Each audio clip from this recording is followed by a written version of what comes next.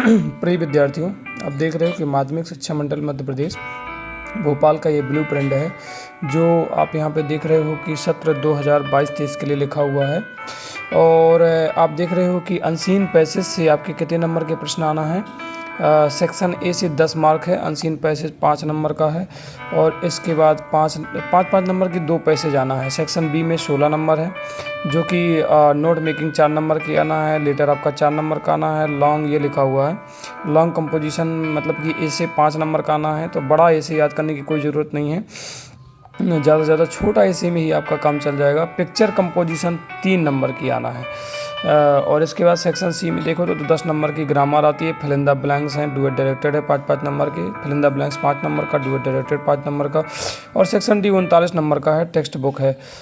जैसा कि आप देख रहे हो, एक्सट्रैक्ट 10A 10B क्वेश्चन पहले 9 आएगा तो 9 में कितने, पहले 6 नंबर के ऑब्जेक्टिव रहते थे, अब 4 नंबर का रहना है। ठीक है, ये फर्स्ट फ्लाइट से आएगा।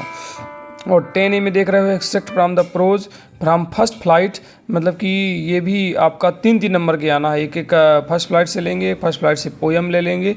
और इसके बाद 11 नंबर जो क्वेश्चन है उसमें 12 अंक मिलना है, लेकिन 6 क्वेश्चन लिखना है, प्रत्येक प्रश्न 2-2 अंक का होगा। इसके बाद short answer type question from poetry से कितने प्रश्न आना है, 2 प्रश्न आना है, 4 अंक के आना है, 2-2 नंबर के 2 प्रश्न।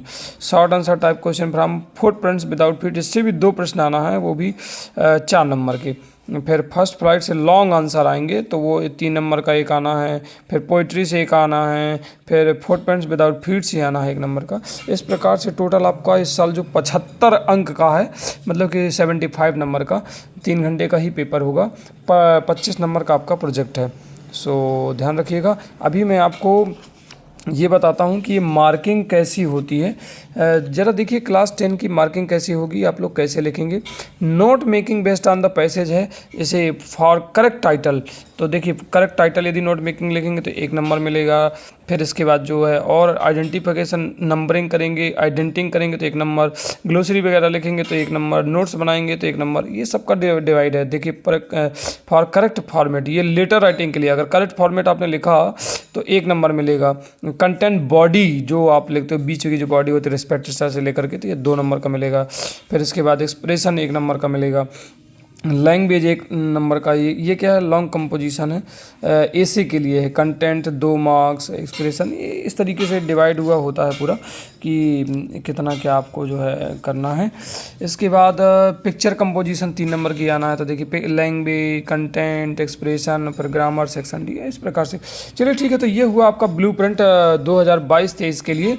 अब इसी में हम एक पेपर इंक्लूड कर देते हैं जो पिछले साल पेपर हुआ था। उसमें क्या परिवर्तन, कुछ खास परिवर्तन नहीं हुआ है, सिर्फ सेक्शन डी में 5 नंबर घटा दिए गए हैं, बाकी ज्यों का त्यों हैं।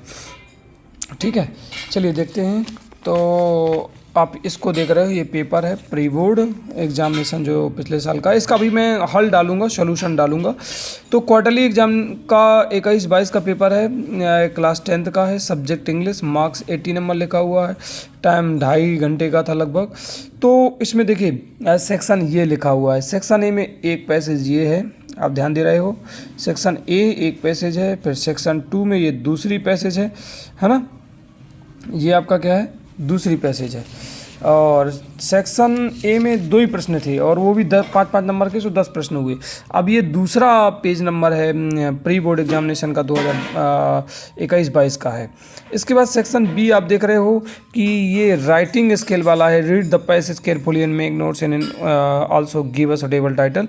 तो ये 3 नंबर का प्रश्न है, ये नोट मेकिंग बनाने के लिए है। फिर ये 4था नंबर का जो प्रश्न है वो आपका ये एप्लीकेशन आया है, फिर उसी में जो है लेटर भी दिया है, फिर एसे है, फिर ये पिक्चर कंपोजिशन कहलाता है। बड़ी आसानी से मैं आपको पास करने के तरीके बताऊंगा, बस आप जुड़े रहिए और देखते रहिए। देखिए तीसरा नंबर सेक्शन सी है, ये 10th का पेपर है इंग्लिश का।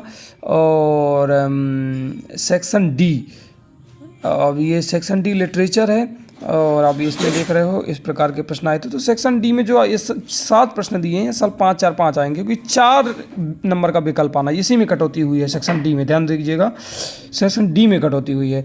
और 10 में तो ज्यों का त्यों है, 10 में देखिए 3 प्रश्न हैं, 10 नंबर ए में 3 प्रश्न है, ये आपका फर्स्ट फ्लाइट से एक आ गया। इसी से एक पोइट्री फर्स्ट फ्लाइट से ले लिया जाएगा, क्योंकि फुटप्रिंट्स में तो पोइट्री नहीं है, ज़्यादातर है ही नहीं है मेरे ख्याल से। देखिए तो ये 10 बी में 3 नंबर का प्रश्न है। फिर answer the following question in about 30 words, ये भी आपका ये ज्यों कहते हैं 11 नंबर क्वेश्चन। ये देखिए ये 7 प्रश्न दिए हैं, जबकि आपको इनमें से केवल कितने करने हैं, 6 करने हैं। क्वेश्चन नंबर 12 भी वही सेम पैटर्न पे है, इसमें भी आपको 2 करना है, ये पोइट्री से आए हैं।